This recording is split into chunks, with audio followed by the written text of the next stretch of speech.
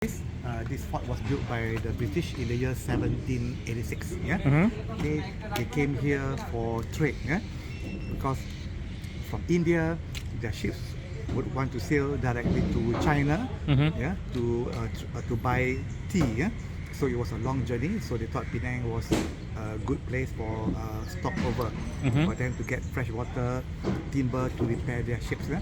And then our founder, Captain Francis Light, you can see here. Yeah. This statue is just across ground here. Yeah. He got an idea. He decided to set up a settlement named Georgetown after his king.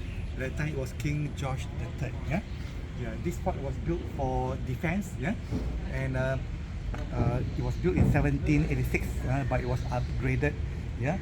In the early 19th century, when they used bricks and stones, and they placed cannons all around the fort. And because during that time, they wanted to defend against their main enemy, the French. Yeah. The French? Yeah. So back then, in 1814, there were as many as 77 cannons mounted all around. Okay, and some were also stored in those rooms. So today we don't see many, but you can see some of them displayed over there. So when you start your walk, you can walk to here, and those rooms they started as the barracks for the soldiers from India who served the East India Company. Then it was turned into storerooms. Yeah, and later when the Japanese occupied Penang or Malaysia.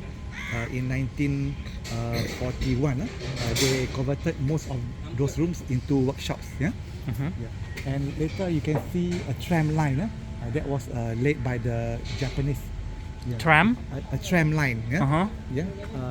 Because outside they had their warehouses to store their bombs and torpedoes. They laid a tram line inside the from the gate right inside. Later you can inside? See. Yeah. To transport their goods. Yeah. All right.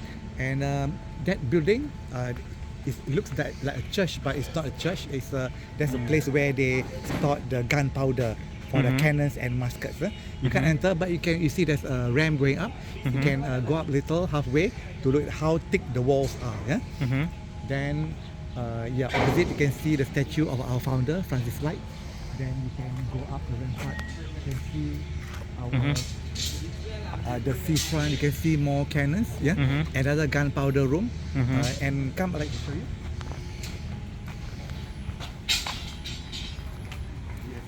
Yes. Right now we are here.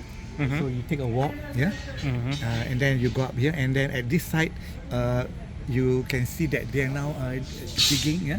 Because 200 years ago there was a moat surrounding this fort. Yeah? But in 1930s they filled up the moat. But now they want to dig again. Yeah. Yeah. This is number 10. This is a Dutch cannon. It is from Dutch. Yeah, Dutch East India Company, 400 years old. Yeah. This cannon used to be worshipped by the local people. Not today, but 100, 200 years ago. Worship? Worship, pray. Pray. Yeah. The people who, because they felt that, you know, all cannons people were to worship because they felt that the spirits staying here. So they asked for favors, especially women who could not get pregnant. Yeah? They will place flowers and sit on it.